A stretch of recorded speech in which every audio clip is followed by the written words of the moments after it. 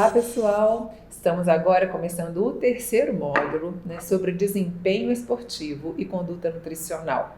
No primeiro módulo, nós falamos sobre a importância de você introjetar exatamente aquilo que você pretende ensinar, principalmente relacionado ao comportamento alimentar, No segundo módulo, nós falamos sobre o emagrecimento sustentável, o porquê das dietas da moda não funcionarem.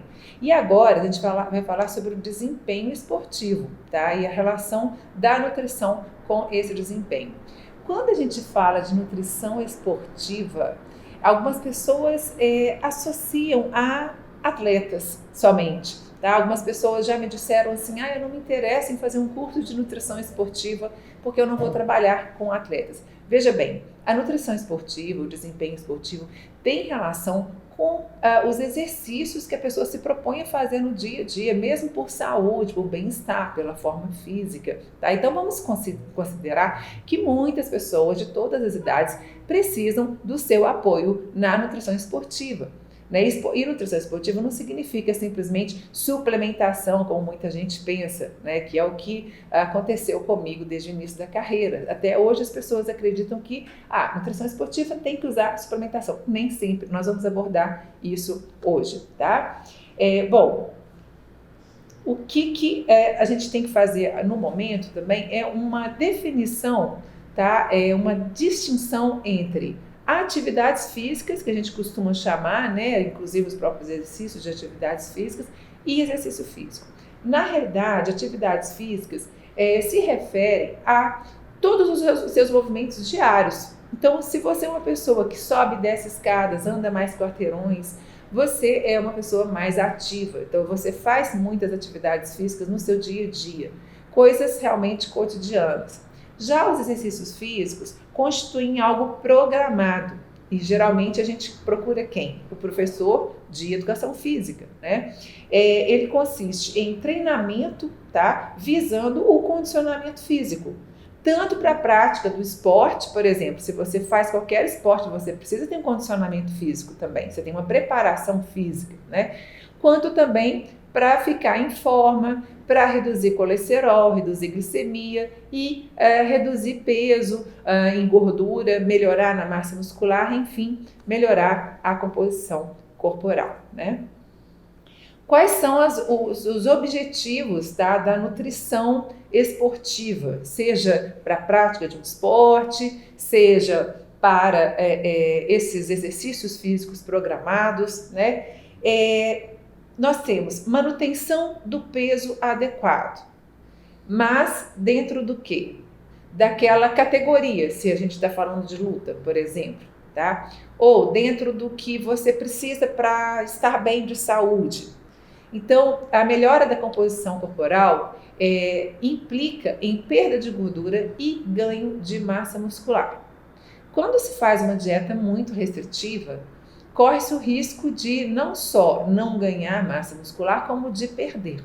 É por isso que esse módulo precisa estar muito bem casado com o segundo módulo, onde eu falo de emagrecimento sustentável, melhora no desempenho físico, nos treinos e nas competições, no caso de atletas, profissionais ou amadores, recuperação dos estoques de energia. De que estoques eu estou falando, gente?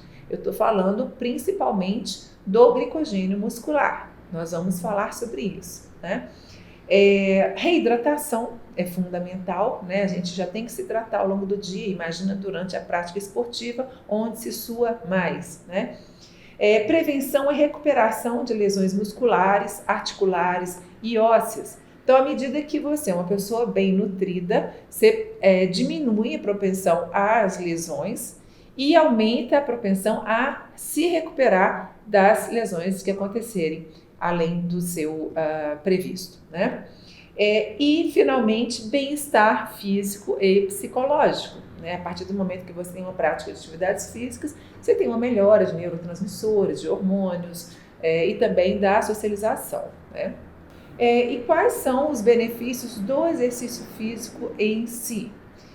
Controle da pressão arterial.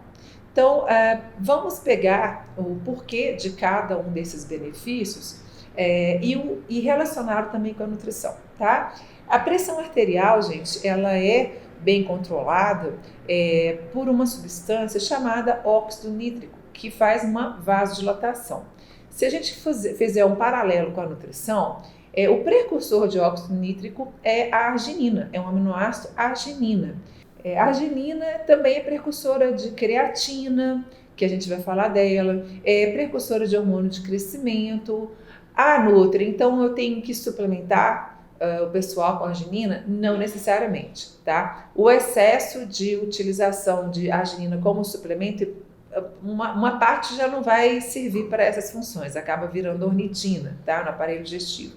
Quando a utilização é muito grande, você acaba gerando a enzima óxido nítrico sintase induzida, que é a que causa lesão nas artérias, tá? Então, não é para suplementar. Eu estou mostrando para vocês quem é o precursor desse óxido nítrico, que você vai melhorar a produção à medida que faz exercícios, tá?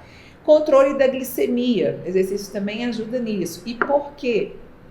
Porque, apesar de, durante o exercício, você não ter a liberação suficiente de insulina, você melhora a função e a produção dos transportadores de glicose, principalmente o GLUT4, tá? Que transforma a glicose para dentro do músculo, assim como você também tem o GLUT4 no tecido adiposo, que no momento de síntese você transporta para gerar gordura. Mas durante o exercício, isso vai favorecer a entrada de glicose nas células musculares, tá?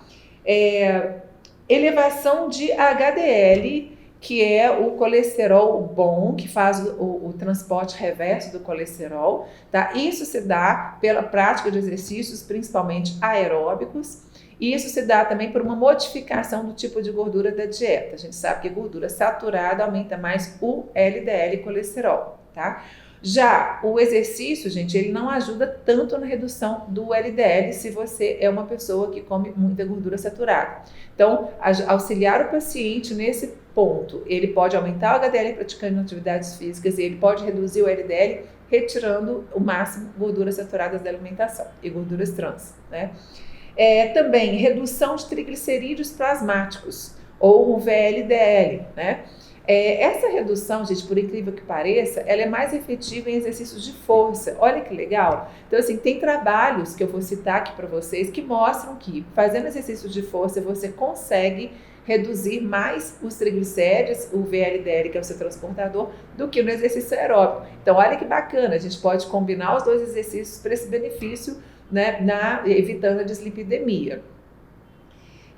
Melhora da composição corporal, né? Isso também é proporcionado pelo exercício juntamente com a alimentação, porque uma alimentação bem distribuída em carboidratos ao longo do dia evita que você perca massa muscular e favorece o ganho dela. A proteína constrói, mas é o carboidrato que poupa, né? Senão parte da proteína que você está ingerindo vai ser transformada em glicose, né? Porque o fígado precisa desse trabalho para nutrir seu sistema nervoso. Então, só relembrando aqui, né? Prevenção de osteoporose. O exercício de força faz com que os músculos esqueléticos, né, forcem o próprio osso. Então, você tem uma densidade óssea maior se você faz exercícios de força. Prevenção do câncer.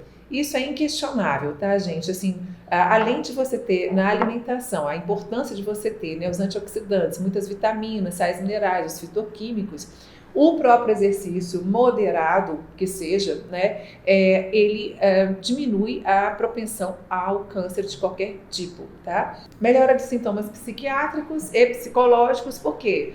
Além de uma satisfação no social, na prática do exercício, o bem-estar que ele traz, isso realmente afeta positivamente hormônios, tá, do prazer e neurotransmissores.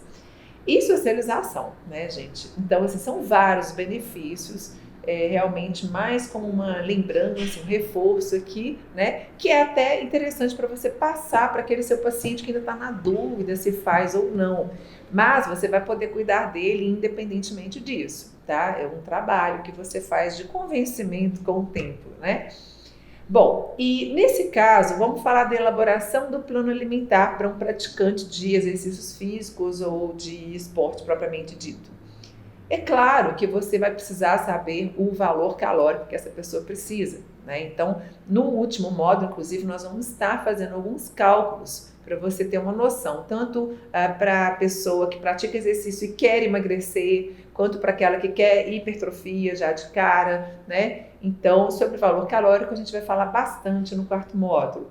É muito importante, dentro desse valor calórico total, a distribuição dos macronutrientes, né? O carboidrato, ele realmente, gente, ele precisa estar 55% para cima. Eu vou falar para vocês que eu já calculei a dieta com 65% de carboidrato, tá? E isso não quer dizer que essa pessoa vai ter que estar sempre fazendo exercícios muito extenuantes. Não. Às vezes, na composição da dieta, o valor calórico é um pouco menor, porque essa pessoa ainda está em perda de gordura. Então, eu estou falando isso para vocês entenderem que o que importa, tá, é o valor total e que esse equilíbrio, de fato, mesmo sendo para emagrecer ou sendo para ganhar peso, ele pode variar entre 55% a 65% das calorias totais. Você vai ter que entender os horários de treino. Então, vamos supor que essa pessoa acorde muito cedo para fazer o exercício, tá? E aí, não convém, a gente vai falar bastante sobre isso, mas não convém que ela coma proteína de cara. Por quê? Primeiro, porque a digestão vai ser um pouco mais demorada. E segundo, mesmo que seja uma proteína de fácil digestão, você vai ter a utilização dessa proteína como fonte de energia e não para síntese, gente. Porque durante o exercício não ocorre a síntese, tá? Ocorre somente gasto. Então, não vale a pena você gastar o dinheiro com alimentos proteicos para antes do exercício. Então, se a pessoa acorda muito cedo, oferece, fala, olha, come pão, passa geleia, use um suco de uva, né? Por quê? Porque você precisa de digestão fácil. E a gente sabe que no estômago não tem enzimas para digestão dos carboidratos, né? Então, se você comer proteína, gordura, o esfíncter pilórico vai se fechar. E aí a digestão vai demorar. E a pessoa vai para o exercício ainda fazendo digestão. Então, ela não rende nem tão bem no exercício, nem tão bem na digestão. Tá? Então, é uma lógica aí, né, metabólica e digestiva, você fornecer o carboidrato. É disso que ele está precisando e ele precisa de digestão rápida. A gente vai falar um pouquinho mais.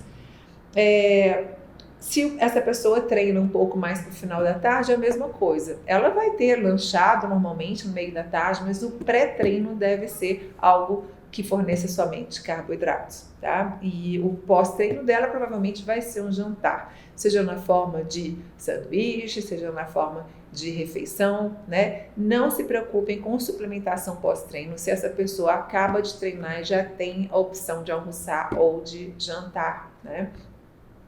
Horário de trabalho, de escola, isso tem que ser visto. Então, se a pessoa ela estuda, por exemplo, ela estuda de noite, então ela tem o horário para o intervalo, veja o que é viável ela comer nesse intervalo, né? Não, sugiro que essa pessoa não fique mais do que 3 horas sem se alimentar para não ter catabolismo proteico importante, né? Eu já devo ter deixado claro, de certa forma, embora não toque nesse assunto, não tenha tocado nesse assunto, mas eu sou contra a ideia do jejum intermitente, justamente por tudo que a gente tem falado desde o segundo módulo, né? Deve haver orientações específicas para dias de treino, né? Então, justamente essas orientações que eu estou passando aqui. Sobre o valor calórico, se é diferente em dias de treino e dias de não treino, existe uma recuperação importante do organismo nessas 48 horas, se ela fica um dia sim, um dia não, por exemplo, na academia, tá? O dia seguinte do treino, ele também está colaborando com essa recuperação. Então, não vai haver uma diferença muito grande, a não ser na questão dos horários das refeições. Quando a gente fala de desempenho, nós estamos falando de quê?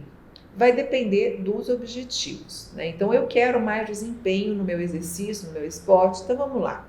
Se a pessoa precisa de velocidade, o desempenho significa maior velocidade. E o treino vai proporcionar isso, né? Nós usamos tanto para velocidade quanto para a força, mais a fosfocreatina, que é uma reserva imediata que seu músculo tem para a recuperação de ATP. E é uma reserva independente de glicose, independente de gordura, tá? Como que eu costumo exemplificar isso? Faça de conta que você está o dia inteiro sem comer, está super fraco. Fala assim, nossa, eu não vou conseguir muito mais no meu dia, eu não estou rendendo, eu estou com fome. Mas o prédio que você está começa a cair. Você consegue arrancar uma força do nada e sair correndo, né?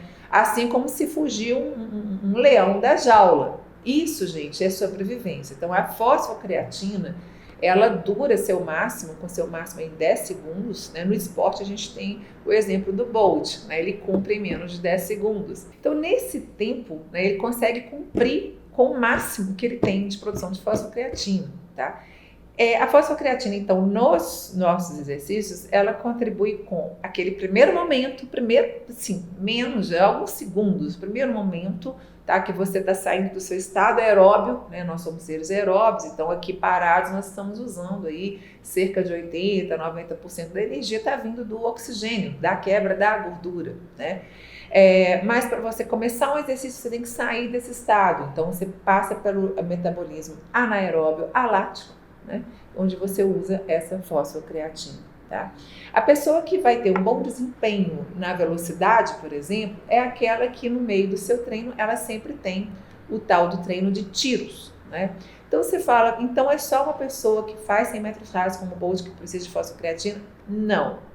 Qualquer situação, por exemplo, vamos supor que você faça e seu cliente maratona, né, ou meia maratona que seja, é uma corrida prolongada. Vai ter algum momento, se for uma competição, que você tem que ultrapassar seu colega, ou você corre o risco de ser ultrapassado também. Você vai aumentar a velocidade.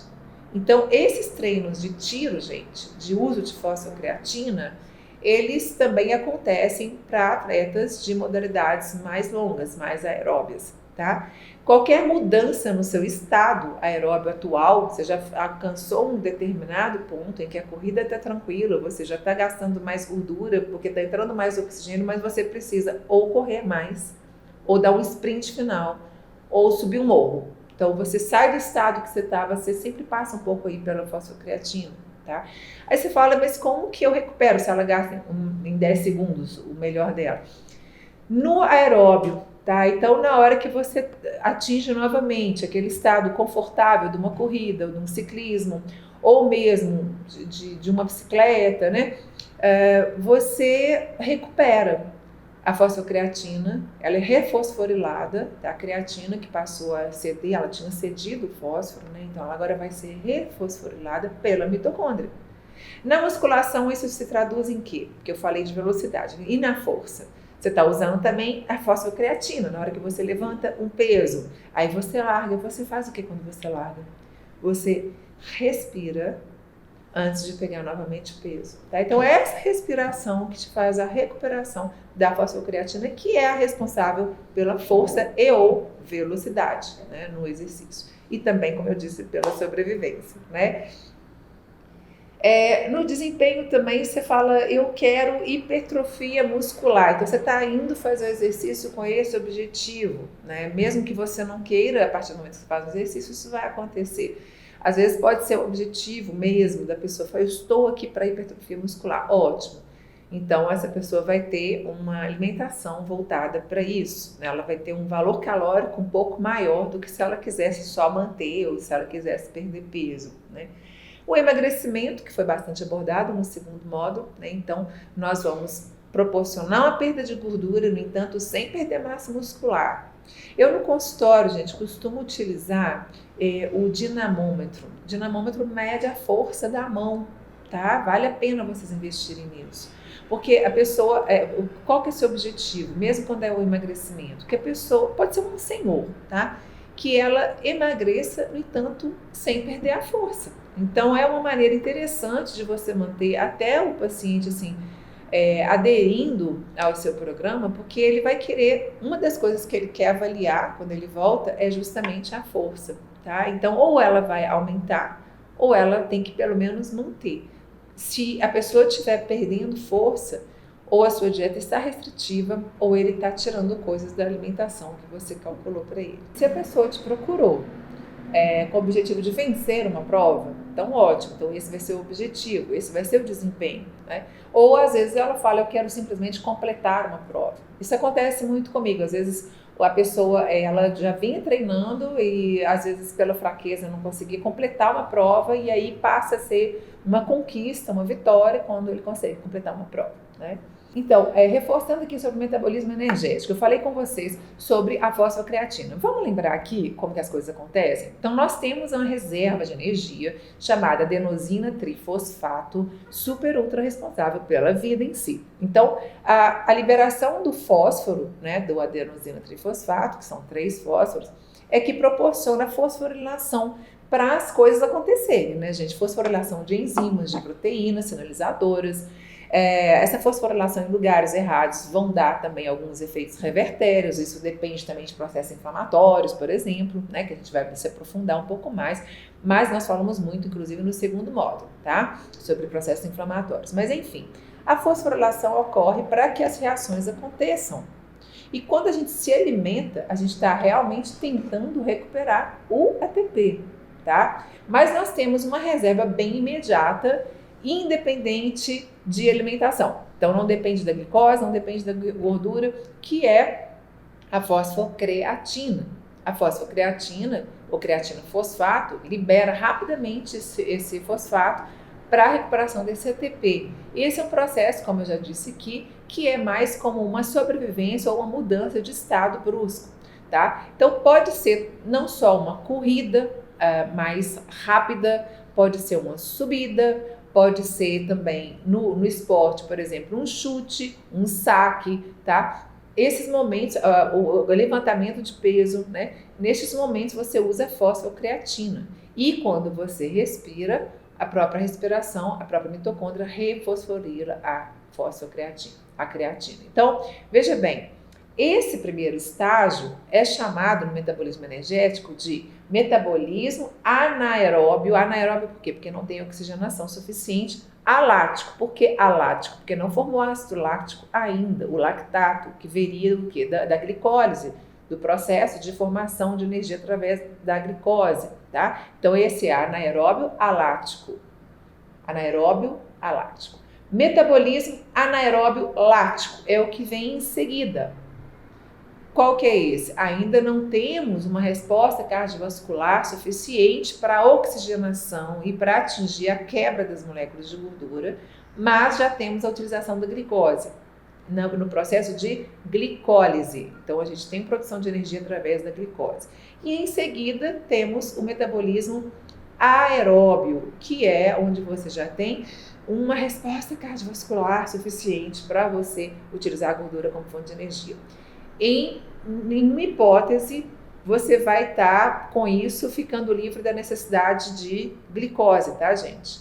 A resistência aeróbia depende diretamente da presença do carboidrato. Vocês vão rever o ciclo de Krebs que eu apresentei no segundo módulo. Vocês vão ver lá. Quando você está utilizando a glicose como fonte de energia, você gera o ácido pirúvico. Se ainda tiver no processo anaeróbio, vai gerar lactato. Quando você começa a entrar no processo aeróbio, o lactato, o ácido pirúvico vai gerar, não o lactato mais, mas o oxaloacetato, já na mitocôndria. E o oxaloacetato, juntamente com a acetilcoenzimar, que veio da quebra da gordura e que vai fazer esse ciclo girar, o ciclo do ácido cítrico. O oxaloacetato, o acetilcoenzimar, você vai formar o quê? Olha lá, vocês vão olhar, vai formar o ácido cítrico. Tá? Então, você depende, mesmo no metabolismo aeróbio, para ter rendimento, da presença do carboidrato. Ele vai estar estocado no músculo como glicogênio. Se não comer pão, gente, se não comer arroz, se não comer suficiente, não vai ter resistência aeróbia. Pode ter a gordura sobrando, mas precisa de carboidrato para esse processo também, tá? Então, vale a pena dar uma revisada nessa bioquímica. Vocês vão analisar por esse gráfico aí que tudo ocorre quase que no mesmo tempo, tá? Essa separação dessas três fases de metabolismo são muito mais da didática do que temporais, porque é muito próximo. Então, você tem uma reserva inicial, como você pode ver no gráfico, de 100%, digamos assim, de fosfocreatina para a recuperação do ATP e que cai muito rapidamente, vai até 30 segundos, lembrando que, né, nos 10 segundos é o tempo mais efetivo e aí você tem uma queda, ou seja, se você corre para pegar seu último ônibus, se você ultrapassar 10 segundos, esse ônibus vai embora, digamos assim, tá?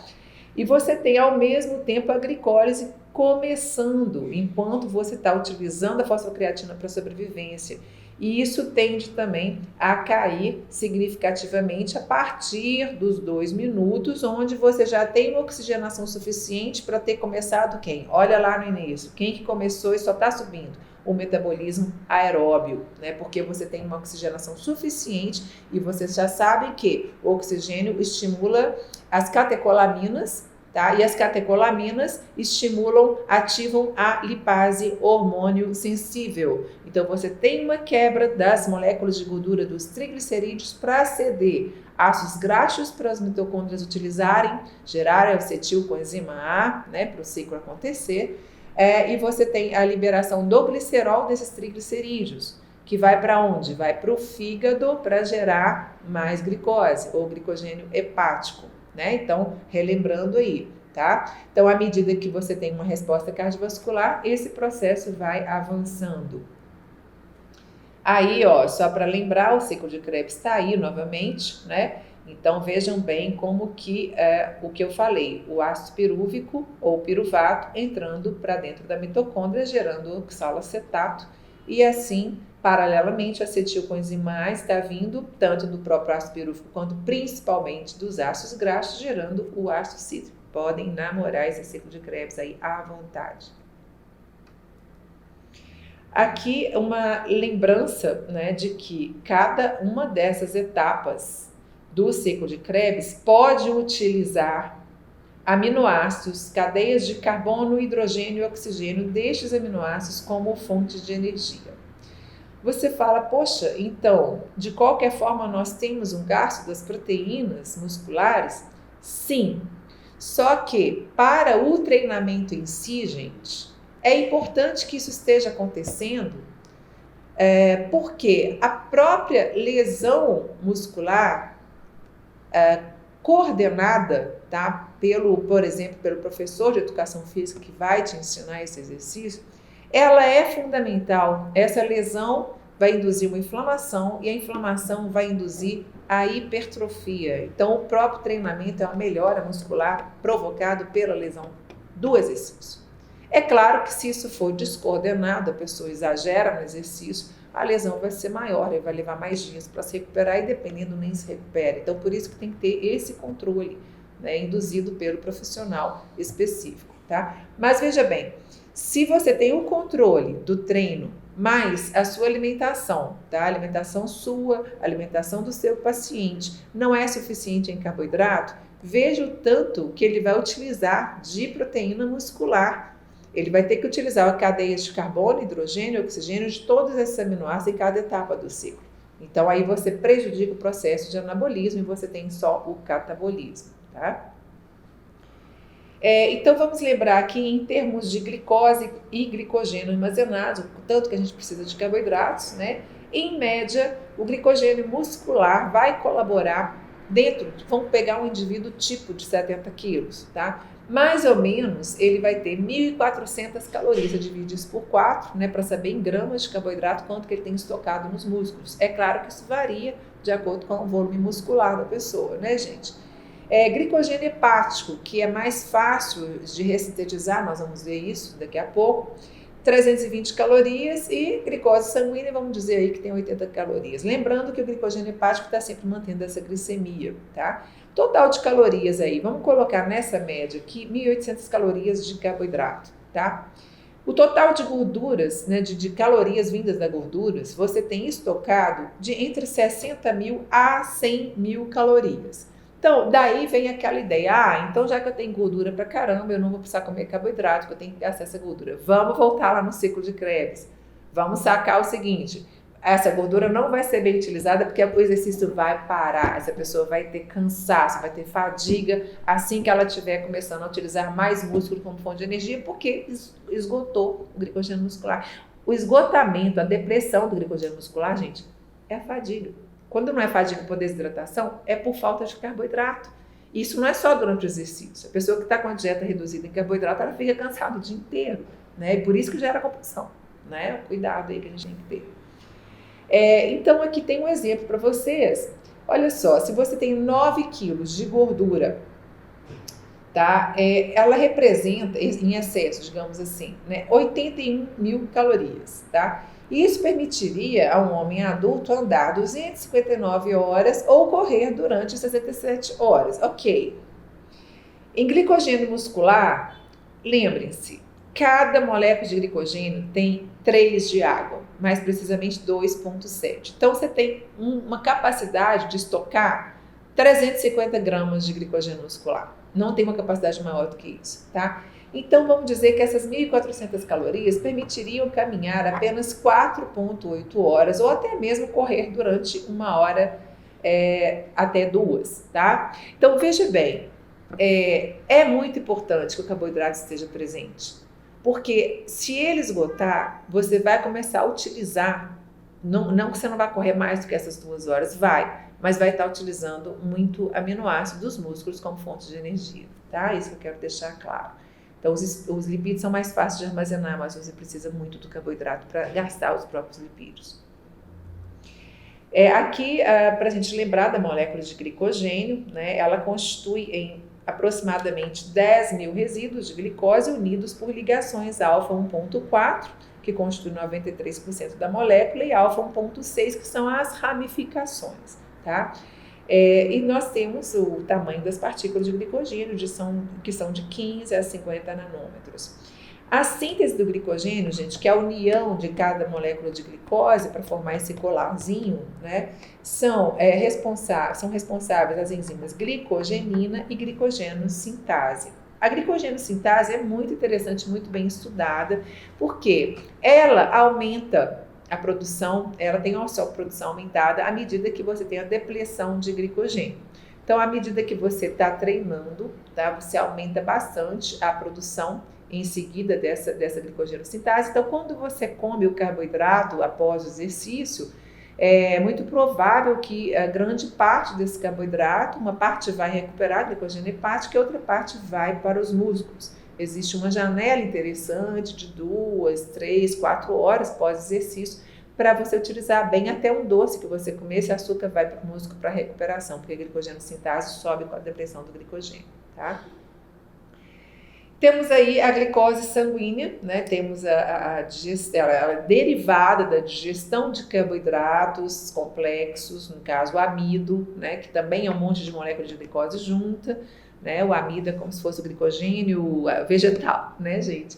E também dos disacarídeos. Então vamos lembrar aqui, nós temos a sacarose, que é uma molécula de frutose junto com a glicose, né? Então ela é quebrada pela sacarase.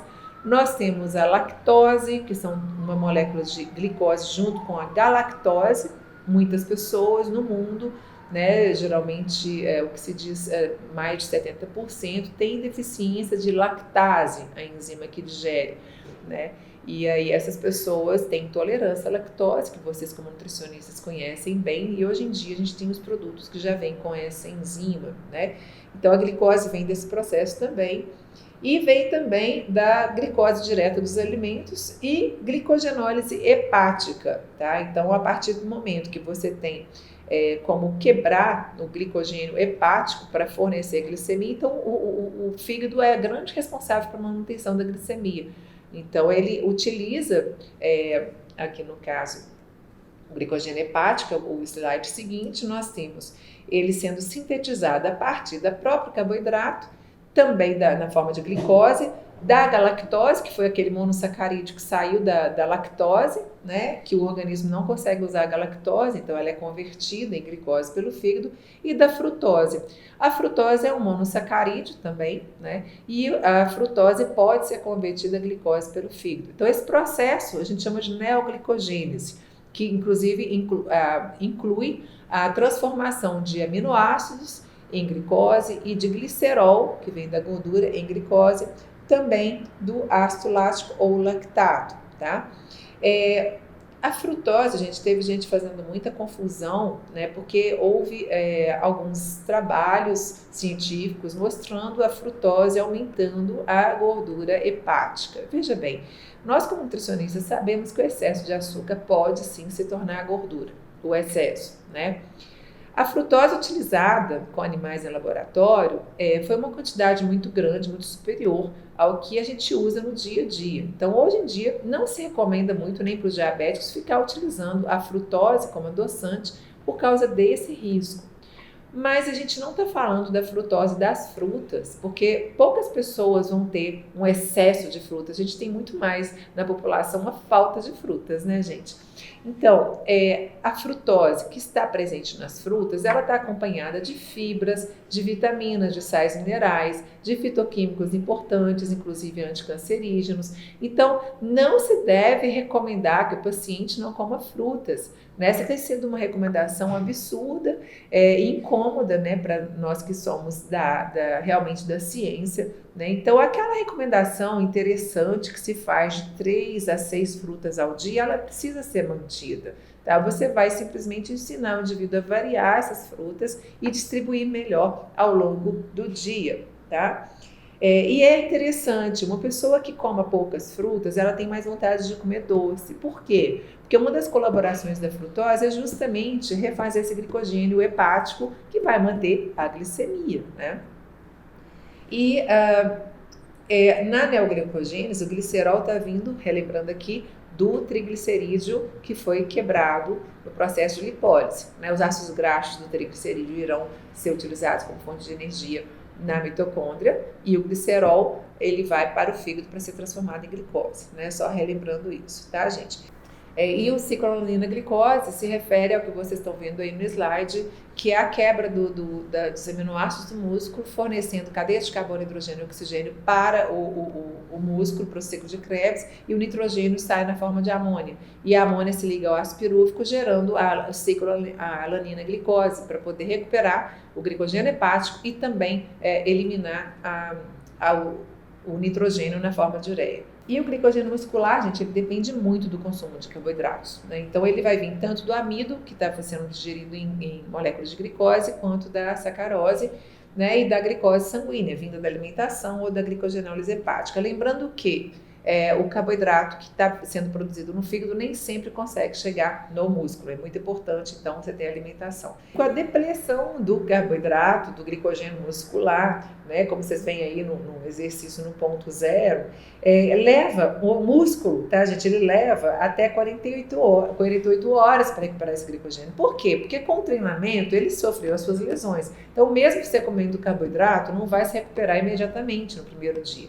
Então, é por isso que existe uma alternância, por exemplo, no exercício de musculação, né? Você não vai todos os dias fazer o mesmo músculo, né? Treinar o mesmo músculo. Essa depleção é localizada. É diferente do emagrecimento, da quebra da gordura, né? Da utilização da gordura como fonte de energia, porque é algo sistêmico, é algo induzido hormonalmente, né? Então você faz exercício, você não vai, eu tenho a gordura localizada no abdômen, ok. Aonde você tem uma gordura localizada, no final vai estar um pouquinho mais ali sempre, porque você gasta por igual. Já o glicogênio muscular é local. Entre as adaptações do exercício, gente, nós temos a capacidade de aumentar o glicogênio muscular à medida que a gente treina. Assim como temos a capacidade de aumentar a creatina muscular, independente de suplementação, porque se você faz treino de força, treino de velocidade. E temos também a capacidade de armazenar mais triglicerídeos intramusculares. Isso é importante ficar claro, tá?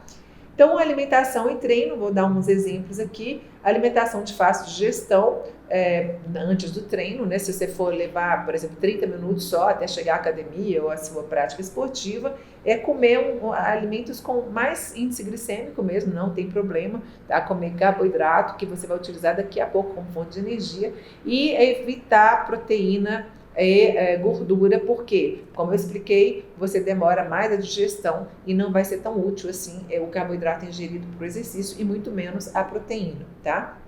Então, se você tem mais de 1 hora para o treino, óbvio, você pode fazer um lanche um pouco mais caprichado. Durante o treino, é só após 2 horas que você vai precisar de uma bebida isotônica e olhe lá, tá, gente? Então, assim, se você é uma pessoa, o seu cliente é uma pessoa bem alimentada, o carboidrato da alimentação pregressa e pré-treino vai ser suficiente, tá? Então 2 horas é mais hidratação mesmo. Você fala, é um tempo de calor, eu vou estar numa maratona, ou numa corrida, num ciclismo, ok. Mesmo assim, se puder segurar até 1h30 só tomando água, é interessante, porque aí você utiliza aquela fonte de carboidrato, ela dá um estímulo oral mesmo, então é melhor utilizar mais para o final, para dar um sprint, para dar uma ligada, tá? Mas não com o objetivo de reposição de glicogênio, porque isso não vai acontecer nesse momento. E após o treino, sim, você pode entrar com frutose na forma de frutas. A frutose é excelente porque o glicogênio hepático vai estar precisando recuperar. E o glicogênio hepático, gente, ao contrário dos músculos, ele precisa recuperar nas próximas 2 horas. Porque é ele que vai segurar a glicemia para o sistema nervoso. Então a recuperação dele é muito rápida. Se você ficar dando, igual eu tô vendo o pessoal usar, whey protein durante o exercício e pós-exercício, só whey protein sem o carboidrato, veja bem, você vai utilizar essa proteína como fonte de energia, ela vai recuperar glicogênio hepático. Então é melhor entrar com a fruta, carboidratos, proteínas, tudo junto, tá? Aí tem os exemplos para vocês, tá? É a recuperação do glicogênio, então a frutose proporciona uma recuperação bastante rápida do glicogênio hepático, é bom colocar frutas e sucos pós-exercício, tá? E, de qualquer forma, é interessante ter aquela janela de recuperação de glicogênio muscular e a glicogênio sintase funcionando muito bem depois do exercício, então é interessante também outras fontes de carboidrato nesse período, pós-exercício, tá? Aí vocês podem, nós vamos falar um pouco sobre hidratação, vocês podem notar pelo slide que, em média, vamos pegar os músculos, nós somos 70% água, né? Então, a sede, ela não acompanha a nossa necessidade de hidratação, por isso que a gente tem que ficar atento no dia a dia, tá? É o tecido menos irrigado, menos hidratado, é o tecido adiposo, obviamente, e o mais hidratado é o cérebro, 75% de água, por isso a confusão mental quando há uma desidratação.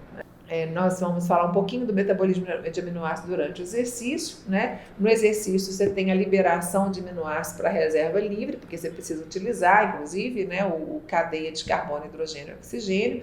Com menos carboidratos, nós temos mais utilização de proteína, que nós temos aqui 10,4% da energia total, e com maior taxa de carboidrato, 4,4% da energia dos aminoácidos como utilizados nesse processo de produção de energia. Nós temos o movimento dos aminoácidos de cadeia ramificada, ou branched chain amino acids, que vocês já devem ter ouvido falar aí, porque o pessoal vende isso, né? Mas vamos ver para que serve. No músculo, nós temos mais enzimas para quebra de aminoácidos de cadeia ramificada, tá? Para catabolismo deles, que são a leucina, isoleucina e valina. Essas mesmas enzimas não existem no fígado, então a utilização destes aminoácidos como fonte de energia no músculo é muito efetiva, tá? E para que serve essa quebra dos aminoácidos ramificados? Né? Manter precursores para a própria síntese proteica, auxiliar na eliminação de resíduos de nitrogênio, tá? Fornecer substratos para a neoglicogênese, que a gente falou tanto aqui, manter os níveis de glutamina, porque, gente, no intermediário aí, no metabolismo intermediário dos aminoácidos, nós temos a formação do glutamato, e o glutamato pode gerar glutamina, que é um aminoácido importante para o sistema imunológico, tá? Tanto que se você utiliza muito, cataboliza muito músculo, ou você está fazendo exercício muito extenuante, ou a gente chama de overtraining, né? Ou, por outro lado, ou mesmo as duas coisas, está comendo menos carboidrato, então você está utilizando muito os aminoácidos como fonte de energia, então acaba gerando menos glutamina, tá? E manter o ciclo de purina nucleotídeo, que está em relação com a síntese, né? Então, por causa desses fatores, se preconizou a utilização de suplementos, né, de BCAA, os chamados branched chain amino acids. Só que se viu que não há necessidade a partir do momento que, primeiro, 50% dos aminoácidos dos alimentos são praticamente eixos aminoácidos, então é muito fácil obtê-los, tá? Segundo, quando você tem um catabolismo proteico, ele é mais proporcional, tá? O gasto de proteína é mais proporcional à sua deficiência em glicogênio estocado do que na presença. O próprio aminoácido ele faz parte do músculo. E quanto ao argumento de ser útil para a síntese proteica, veja bem, a quebra do seu próprio músculo que vai estimular os seus genes. Então, essa genômica do exercício, né, é a quebra do seu. Não adianta você falar, vou usar BCA para evitar a quebra muscular. Bobagem. Esse BCA que você utilizar, ele vai simplesmente entrar aí na formação de glicogênio hepático, por exemplo. Você não vai ter necessariamente uma melhora de rendimento pelo uso do BCA, pelo contrário, tá? Teve trabalhos mostrando, na verdade, uma redução, tá, na força entre pessoas em trabalhos duplo cego que estavam utilizando o BCAA, porque na verdade se você fornece muito aminoácido, muita proteína, você gera mais amônia, gera mais ureia. Então não é vantagem, nenhum trabalho mostrou efetivamente, né, nem para o sistema muscular, contra a fadiga periférica, nem para a fadiga central, né? O que seria o mecanismo de fadiga central que nós temos aí no slide? Nós temos uma quebra das moléculas de triglicerídeo que são transportadas pela albumina, né? No caso, os ácidos graxos são transportados pela albumina, e a albumina também transporta o triptofano. Então, como eu passo a utilizar a albumina mais para transporte dos ácidos graxos para o exercício, nós temos mais triptofano livre. O triptofano se liga na barreira encefálica, tá? Gerando serotonina. E a princípio se dizia que a serotonina vai dar sono, vai dar desânimo. Então a ideia de suplementar aminoácido cadernificada veio também com essa questão que, como os aminoácidos cadernificada competem com o triptofano e aí evita que se forme a serotonina, então eles competem primeiro no transportador, na barreira encefálica. Só que isso não se conseguiu provar. Então a ideia era, como eles competem, você não vai formar serotonina, não vai ter cansaço. Então esse trabalho na UFMG, ele mostrou que não houve melhora em nenhum parâmetro, tá, com a utilização de aminoácido cadernificada. E por outro lado, né, teve uma perda de força em as determinadas medidas que eles fizeram. Sobre a hipertrofia muscular, gente, durante o exercício, nós temos uma efetiva redução da própria síntese proteica ou proteínica, tá? A nomenclatura é questionável. O fator limitante não é a disponibilidade de aminoácidos e nem sua captação pelo músculo. Então, veja bem, se você fala, eu vou utilizar cada vez mais proteína, aminoácidos para aumentar a minha massa muscular, existe um limite. Esse limite é 2 gramas por quilo de peso de proteína total da dieta, gente. Não é só o leite, a carne que você vai medir, não. Então, assim, 2 gramas por quilo de peso pegando toda a proteína, incluindo arroz, que tem a metionina, né, incluindo o glúten, toda a proteína da dieta, 2 gramas por quilo de peso é o máximo. Mesmo assim, você tem que cuidar para que o carboidrato esteja ok. Se tiver uma dieta baixa em carboidrato, você vai utilizar a proteína que você está ingerindo e a proteína muscular como fonte de energia. Estou reforçando isso aqui. Então, no processo de hipertrofia muscular, você tem que, as catecolaminas, os glicocorticoides, né, eles suprimem a síntese. Então, você tem só catabolismo durante o exercício. O hormônio de crescimento, ele dá uma segurada nesse processo, tá, de quebra, né? Você tem realmente uma liberação de hormônio de crescimento durante o exercício. Mas é como se fosse, vamos dizer aqui, sobrevivência. Você não vai ter uma hipertrofia no durante. Então não adianta ficar usando proteína. O que você usar durante o exercício de proteínas, fica tomando whey proteína o tempo todo, ela vai servir de energia, vai para o fígado para transformar em glicose, tá? E você tem nesse processo também, durante o exercício, uma redução da insulina. Você passa a ser mais dependente do transportador GLUT4 para colocar a glicose para dentro da célula, né? Muito se fala dessa molécula, que é a mTOR, a proteína, Mammalian Target Rapamycina, que é uma proteína intramuscular que é estimulada por vários fatores, né, e que é ela que estimula a síntese, né? Então nós temos aí estimulado por insulina, fatores de crescimento, por exemplo, GF1 e GF2, aminoácidos como a leucina. Por causa da descoberta dessa mTOR, muita gente ficou achando que precisava suplementar mais leucina para ativar a mTOR. Mas veja bem, no final da cadeia de síntese proteica, você precisa ter os 8 aminoácidos essenciais. Então não adianta você aumentar na leucina, você pode aumentar a produção de amônia se ficar dando leucina demais. Então o próprio mecanismo de treino, toda essa genômica que a gente proporciona para o organismo, né? Porque você tem a genética e tem a genômica. A genômica, o que você faz? Você faz exercício, você faz alimentação. É isso, sempre existiu essa síntese. Então, não é porque você descobriu a mTOR que você vai, vou ativar bastante esse mTOR. Então, tudo precisa de um equilíbrio. Não adianta você falar, eu quero hipertrofia, vou usar isso, vou usar aquilo, vou ativar a mTOR. Calma, vou usar hormônio.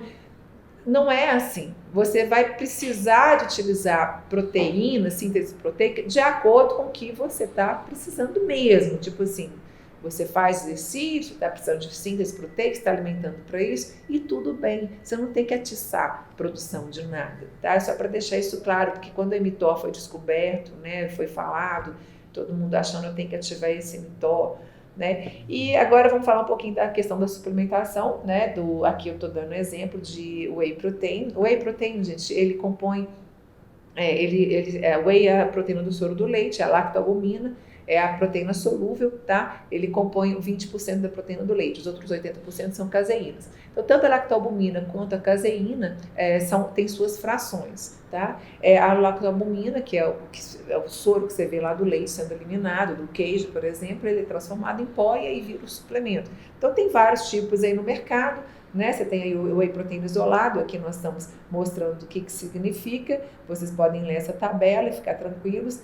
Whey protein concentrado e hidrolisado. Eu quero dizer para vocês o seguinte, não há necessidade de você ter só o isolado, porque a proteína precisa, para você ter um aproveitamento dela, você já viu, precisa de carboidrato. Então, se você tiver, ou seu paciente tiver comprado proteína isolado, whey protein isolado, seria interessante que esteja usando, por exemplo, com frutas ou com maltodestrina, porque para você garantir que essa proteína vai para o músculo e não para o fígado. Então, você tem que recuperar em primeiro lugar carboidrato mesmo, tá? Por outro lado, o glicogênio muscular, ele vai ser melhor recuperado se você tiver alguma proteína junto, mas seria uma proporção de 4:1 de carboidrato para proteína. E você fala, poxa, você está falando de whey protein, então, é recomendado ou não?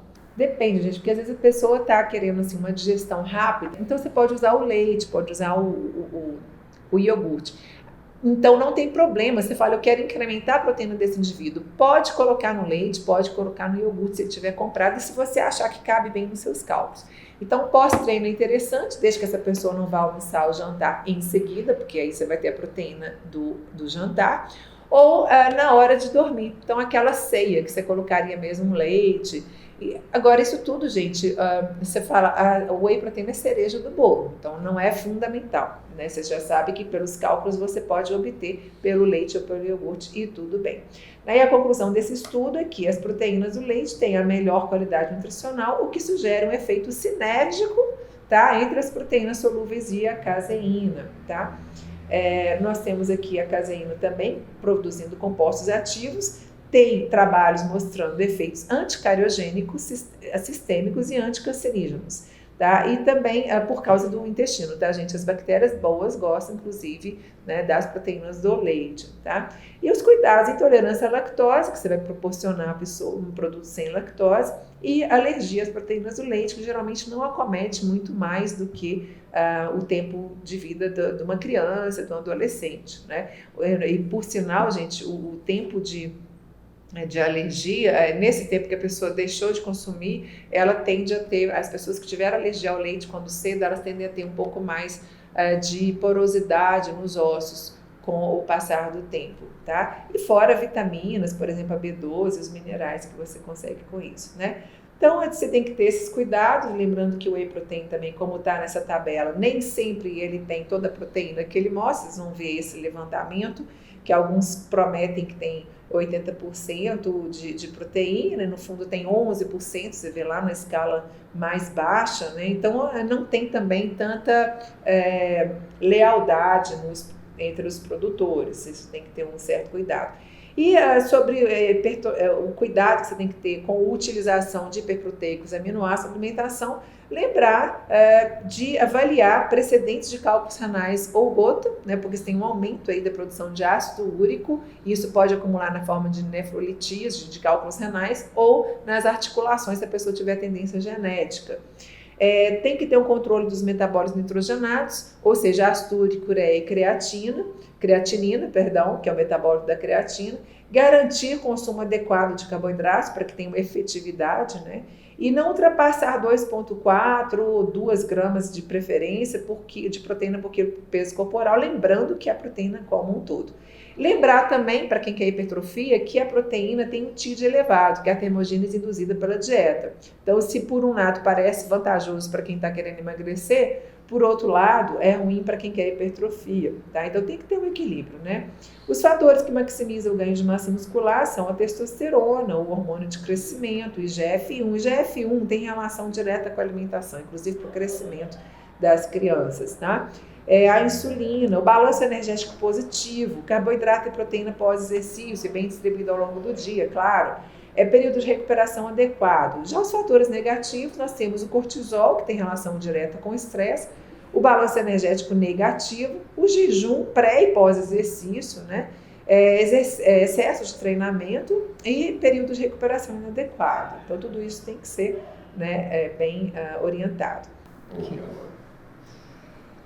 E, paralelamente à hipertrofia, né, gente, ao desejo de aumentar a massa muscular, melhorar a força, ganhando ou não volume muscular, existe, obviamente, a vontade de emagrecer ou de definir os músculos, de ficar sarado, não é assim? O pessoal fala, vou secar, significa tornear esses músculos, torná-los mais aparentes. Relembrando aqui, queimar gorduras é igual a tirar carboidratos? Né? A gente sabe que não, eu gostaria que vocês revissem bastante o segundo módulo, né? Mas vamos lá. Dentro dos músculos, a gente aumenta a capacidade de armazenar triglicerídeos, né? As gorduras. Então, você tem estoque, à medida que você faz mais exercício, você tem mais estoque dentro dos músculos. Assim como você tem mais vascularização, como adaptação, né? E mais mitocôndrias, elas se tornam mais numerosas e maiores, tá? Estrategicamente, para poder utilizar essa gordura como fonte de energia. Então, nós temos que os ácidos graxos intramusculares, eles compõem 50% dos lipídios totais oxidados durante o exercício físico, numa média de 65% do VO2 máximo. O que é 65% do VO2 máximo? É aquela intensidade que você consegue manter por muito tempo, então uma intensidade aeróbica, né? 2 a 3 mil calorias de reserva energética, na forma de triglicerídeos intramusculares, gente. Então, é bem interessante isso, tá? Você sabe que com o treino, então, não somente você aumenta a capacidade de ter mais carboidratos dentro do músculo, na forma de glicogênio, como também de triglicerídeos intramusculares, tá? Eles são, então, armazenados próximos a mitocôndrias e são degradados pela lipase hormônio sensível, tá? A mesma que vai atuar também no tecido adiposo. Por que ela se chama lipase hormônio sensível? Porque são as catecolaminas, tá? Que aumentam com a presença do oxigênio, né? E são ativadas, elas ativam, as catecolaminas ativam a lipase hormônio sensível, tá? O conteúdo de triglicerídeo intramuscular, ele precisa ser mantido, tá? Em equilíbrio. Então, o pool de ácidos graxos livres, tá? Que no plasma é que vão manter esses triglicerídeos intramusculares. Então, você acaba o exercício e existe um período pós-exercício também em que você vai estar repondo esses triglicerídeos através daquela gordura circulante que está circulando no sangue e também do que está vindo do tecido adiposo. Tá? O exercício mantém esse benefício de emagrecimento. E não tem problema quando você fala, e o carboidrato vai bloquear isso? Não necessariamente, porque parte do carboidrato vai servir para recuperar glicogênio muscular, né, como foi dito. Aqui vocês veem o desenho simbólico do músculo e do tecido adiposo. Vocês podem reparar o ciclo de Krebs em várias intensidades, uma intensidade muito leve, né, de exercício, de 25% do VO2 máximo, mais uma caminhada, 65% do VO2 máximo, e uma intensidade maior, de 85% do VO2 máximo, ou uma velocidade muito grande, ou exercício de força. Em todos eles, vocês veem que tem uma leve intensidade diferente, né, uma leve diferença na intensidade aí do pool de triglicerídeos intramusculares para gerar acetilcoenzima A, então acetilcoenzima A, mas acontece em todos os tipos de exercício, tá? E da mesma forma, né? Então você tem que no repouso, 70% dos ácidos graxos livres, eles são resterificados, tá? Aí entra uma outra questão, tá, gente? Por exemplo, vou dar um exemplo aqui. Os sais termogênicos, vamos supor a cafeína, que é o mais conhecido, de fato, ela quebra a molécula de triglicerídeo, tá? Óbvio, ela faz isso é muito evidente nos estudos. Só que você tem uma resterificação desse triglicérido se você não estiver em pleno exercício. E uma outra questão, aproveitando que eu falei de termogênicos, por que não vale a pena você recorrer a eles, né? Principalmente os que estão vendidos como efedrina, né? E Por que não vale a pena comprar aqueles termogênicos que são muito ricos em cafeína e outros compostos? Porque eles aceleram muito o batimento cardíaco. Isso é vantajoso? Nem sempre, porque o seu coração ele precisa acompanhar seu movimento e não o contrário. Porque às vezes você acelera seu batimento cardíaco quando, na verdade, um bom treinamento ele deveria proporcionar o quê? Com o passar do tempo, uma frequência cardíaca menor, uma determinada intensidade. Então é muito questionável, tá, gente? Então se você não está tendo disposição para o exercício, reveja sua alimentação como um todo.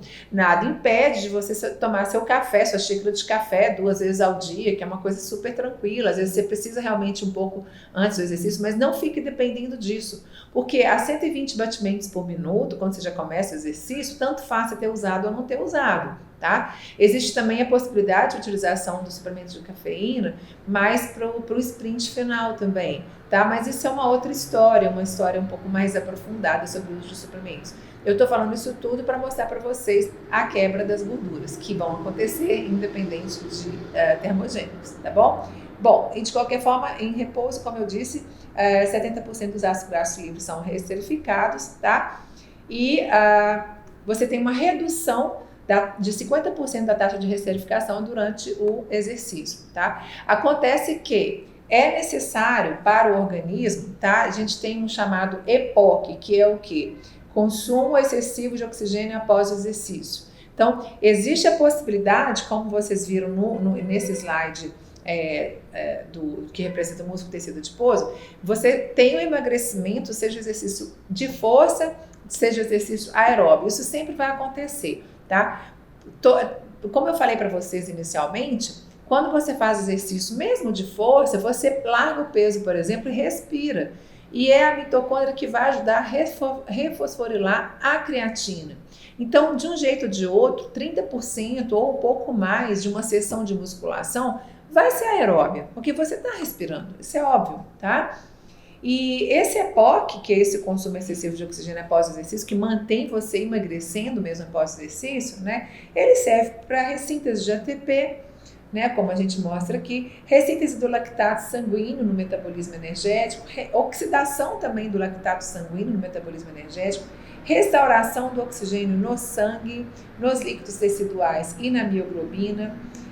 Também devido aos efeitos termogênicos dos hormônios, particularmente as catecolaminas, adrenalina e noradrenalina, ou epinefrina e norepinefrina, que é a mesma coisa, e melhor dinâmica pulmonar também, que ainda está acontecendo, e circulatória, tá? E outros níveis elevados de função fisiológica, de outras enzimas que estão disponíveis, tá? Então, você não acaba o exercício e pronto, parou de utilizar a gordura. Mesmo porque, como foi dito aqui, os ácidos graxos dos músculos, né, os triglicerídeos, aliás, eles precisam ser repostos. E eles estarão vindo dos triglicerídeos que estão circulando, tá? Inclusive tem estudos que mostram que o VLDL colesterol, ou seja, aquele que transporta o triglicéride, né? Então os triglicéridos e VLDL, eles reduzem mais com exercício de força do que aeróbio, por incrível que pareça.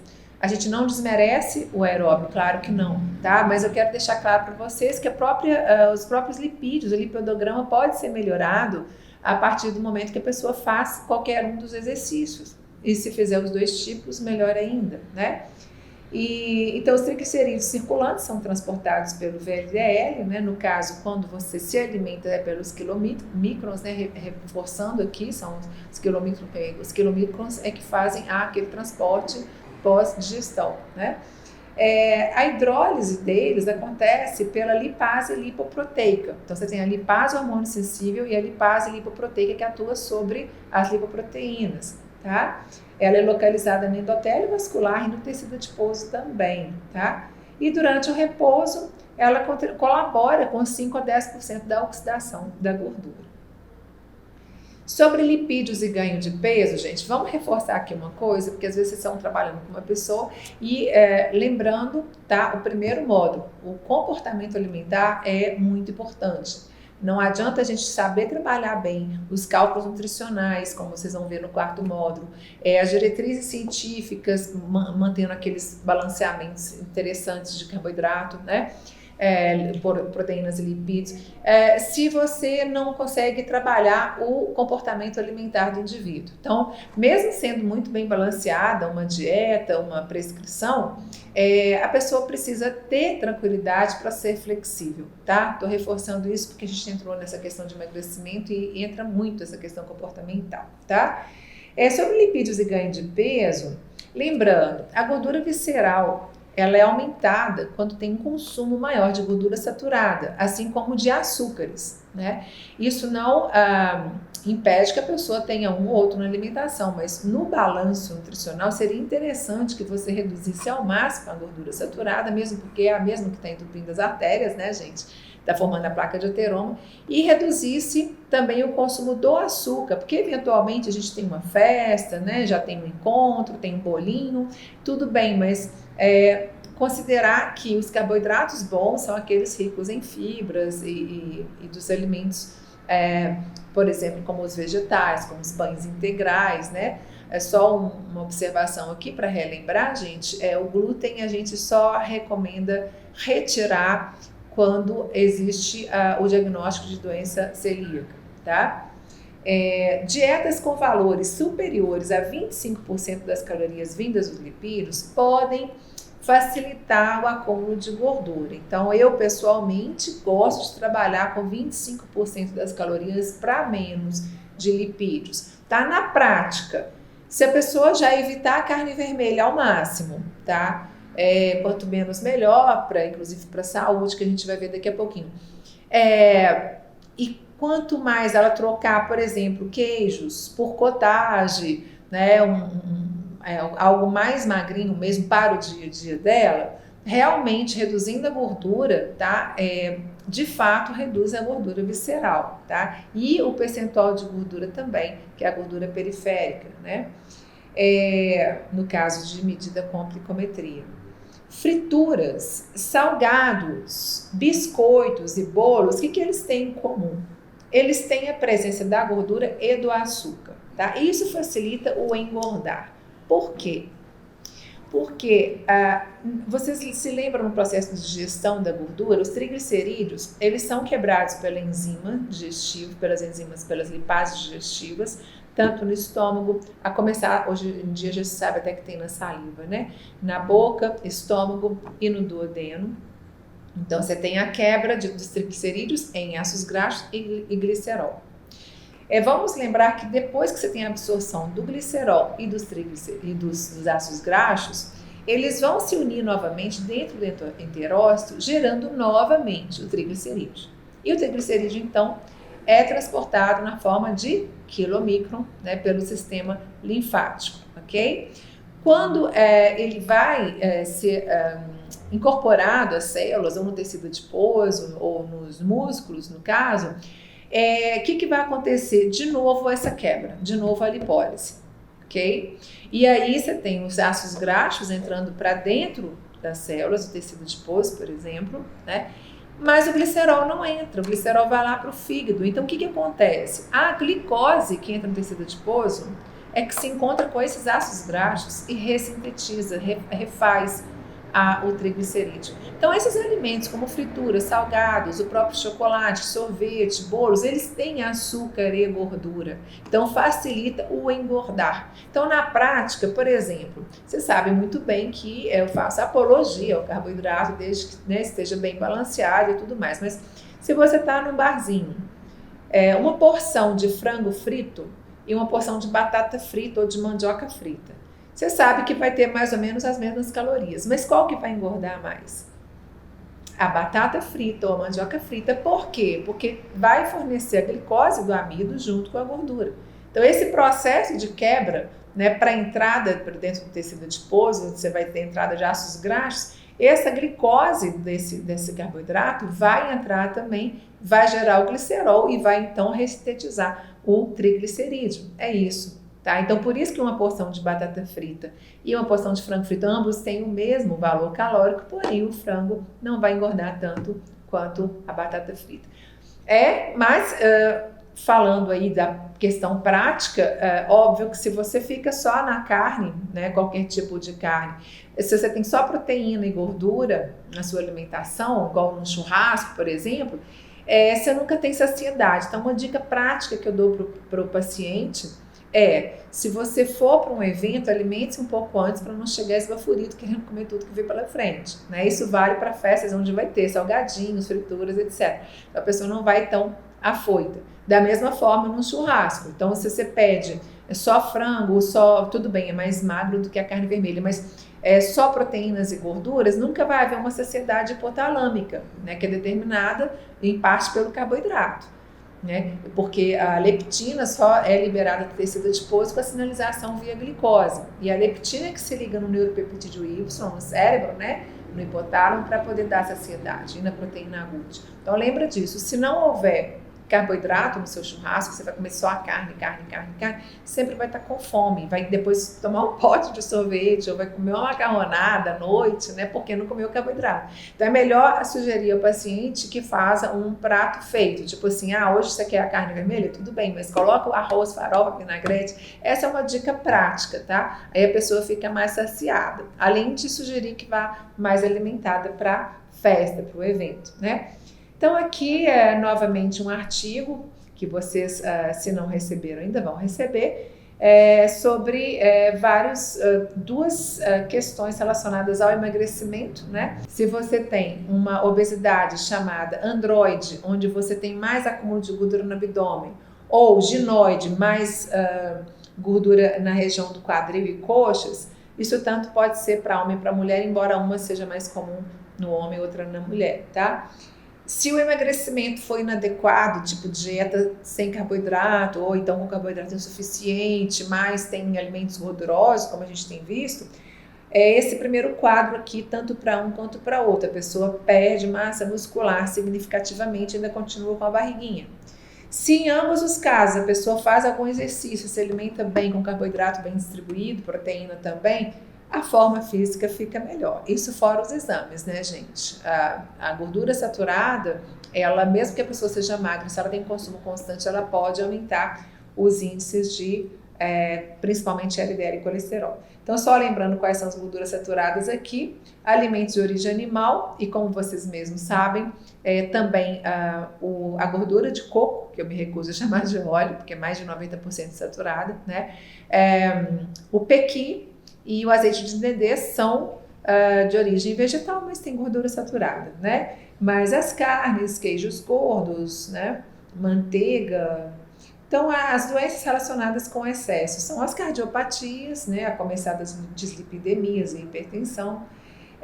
O câncer de mama tem uma relação direta com o consumo de carnes vermelhas também nos estudos epidemiológicos, tá? O câncer de intestino também, a relação dele assim, todo ano sai publicado, vocês podem procurar no PubMed com as palavras-chave, vocês vão ver a relação de carnes vermelhas e de embutidos, né, carnes processadas com o câncer de intestino, tá, gente? Câncer de estômago também tem relação principalmente com o consumo de sal e de álcool. Alzheimer, porque existe uma correlação de colesterol elevado com Alzheimer, embora hajam outros fatores, inclusive o genético, tá? Enfim, os cálculos biliares, né, por conta de você ter também excesso de colesterol, que precisa ser utilizado para formar a bile, mas também pode estar relacionado o cálculo biliar com a colesterol elevado. Então, eu espero que eu tenha ajudado vocês no que se refere ao bom rendimento do cliente, a melhora de composição corporal, tá? E agradeço por terem assistido esse vídeo e até o próximo, onde a gente vai falar de cálculos nutricionais, tá?